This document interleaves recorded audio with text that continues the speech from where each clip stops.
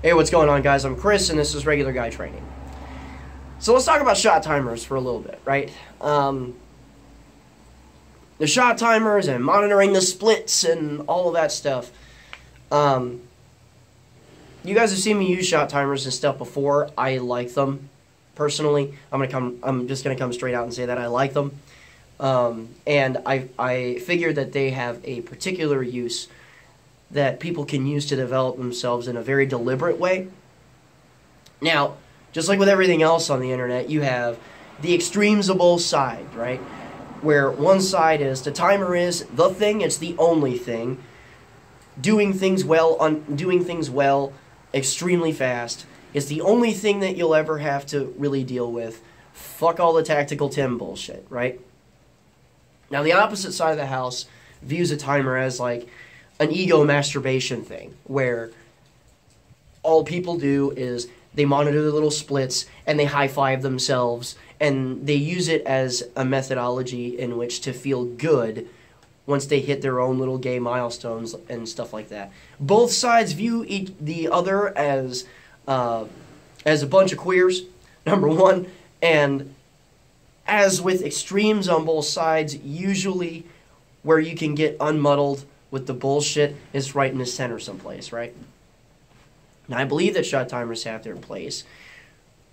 Absolutely. But here's the thing. And I'm not even trying to say anything against it. Here's my view on it, though, personally. As you're developing with, like, the whole self-defense type thing, where you're carrying a gun around and stuff like that, and you want to learn stuff about it, and you want to go out and go to schools and get taught things and all kinds of shit like that, right? You have a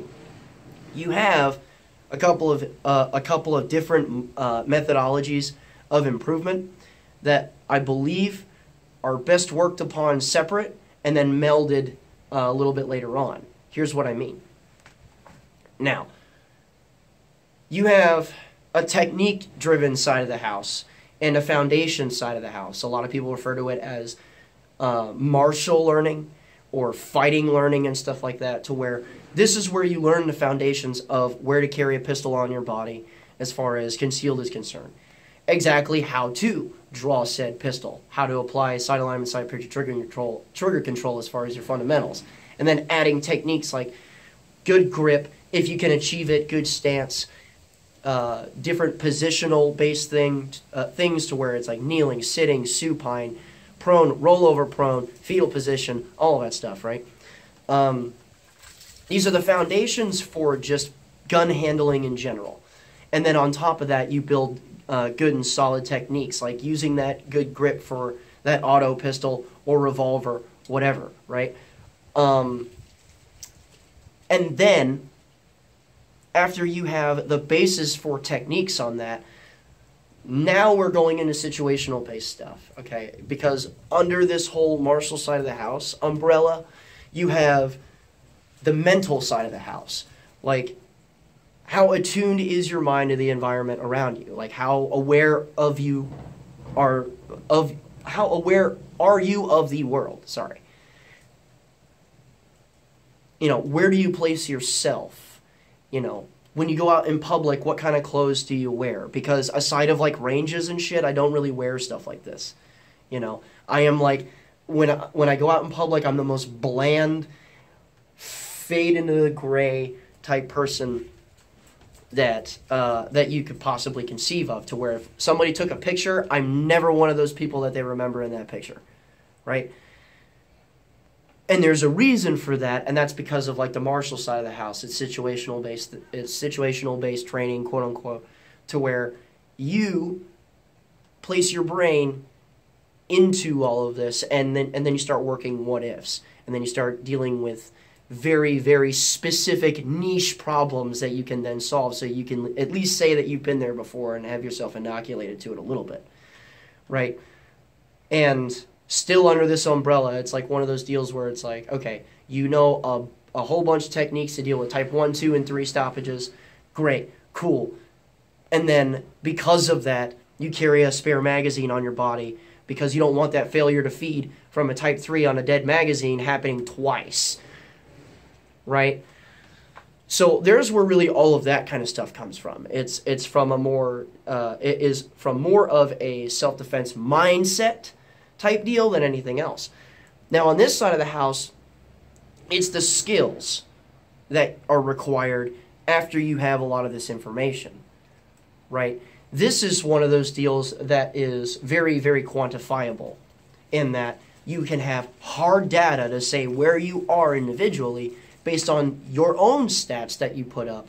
So, and then you can compare that to national averages on self-defense shootings and things like that, to where those of us that study this know that it's about the big three, right? 3 yards, 3 rounds, 3 seconds, right? Statistically speaking, that's about how long a self-defense handgun fight lasts. And the key factors to that are the first guy to put the first supersonic thing into the other guy is usually the guy that wins, right? Now, with that knowledge comes, okay, so where do I need to be as far as speed to fit this statistical probability, right? Well, one would surmise that a good time that, if the whole thing lasts 3 seconds, I might want to have the gun out and I want to have that first round on that guy inside of a third of that time. I don't want to give this dude a chance, right? So at sub-second shot in the heart. Okay, great. Then how do you monitor that? The answer is a shot timer. And that's where that really lies for me. The shot timers are great for that side of the house. The skills that are required to make the tactical shit work, essentially. That's what all of that is, really. Because, okay, now that I know how to draw a pistol, line up my sights, and do it, I need to do it within a certain set of statistical probability in order to really make that feasible. Or if I'm trying out a new technique of some kind, I will subject it to a battery of tests as far as, can I do it well enough, efficiently enough, after working on it a lot, to actually integrate it into a personal fighting style. And that's the big thing, is that, like, with both of these comes an individual fighting style based on your life, right? Still getting over this chest cold. So, with all of that,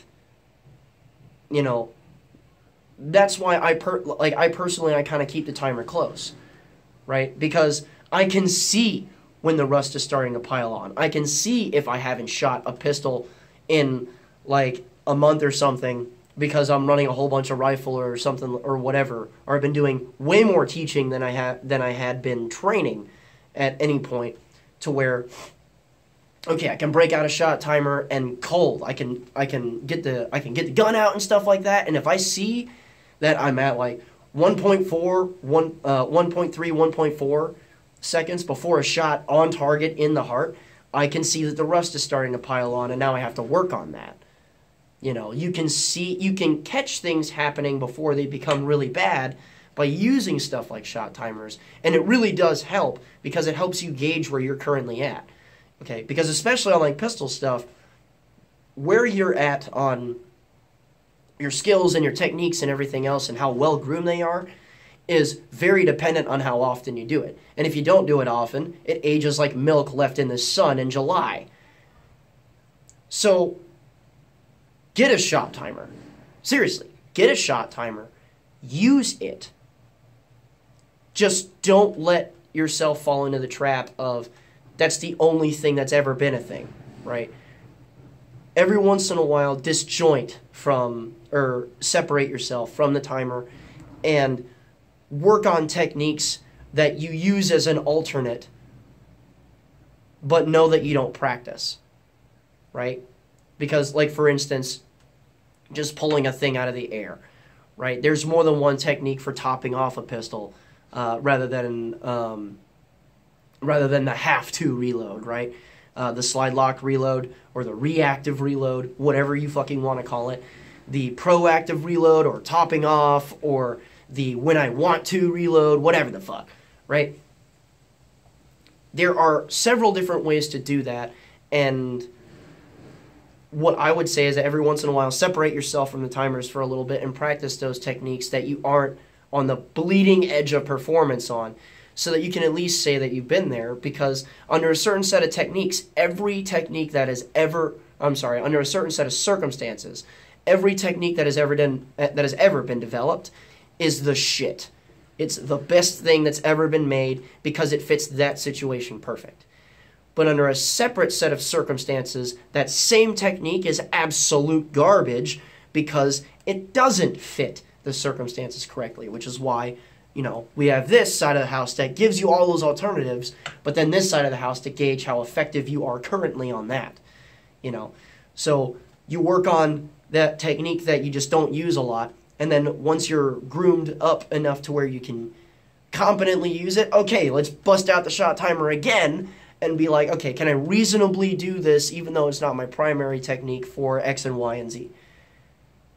And that's all this really is, man. It's just bring the stuff together and don't be an idiot about it.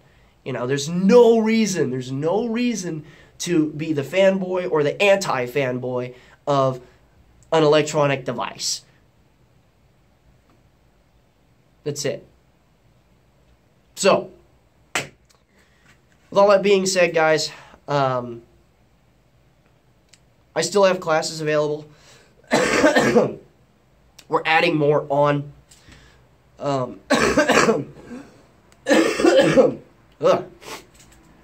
adding more on.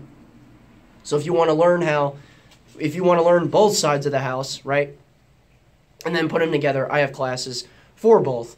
My Pistol 1, Pistol 2 classes, or my Rifle 1, Rifle 2 classes, those are all here focused. They're this side of the house, right, to where it's all about problem solving, it's all about fighting and stuff like that. And then I have a performance series to where it's all about this side of the house. Okay, where are we? How do we get slightly better? What are certain things that we can do to be a little bit more efficient? It's all on the skills-based side of the house, and that's what the performance series classes are for. So those classes are being like written up as far as just like where we're going to go, when we're going to teach it, and there's a bunch of these classes already available. So, you know, go check them out. I'll leave a link for that in the description below of what we have available. If you want to support us through Patreon and all of that jazz, you guys know that there is a soldier training program already to where we take soldiers and bring them out to classes, pay for all of their stuff, and all of the money that's used for that comes from Patreon. So, you know, if you want to support that, go ahead and do it. Or if you want to train with us a lot, you can go ahead and sign up for $35 a month. Once you sign up for that, you are pretty much, as far as the training side of the house, completely unlocked. Okay, you can train with us as much as you want for as long as you're signed up to that little program. And if you want to join our little discussion page and all that stuff, I got a link for that in the description below. It goes straight to our group on Facebook. So, you know, have fun with that. But with all that being said, guys, remember, a regular guy's firearm is the last defense against tyranny. Be easy.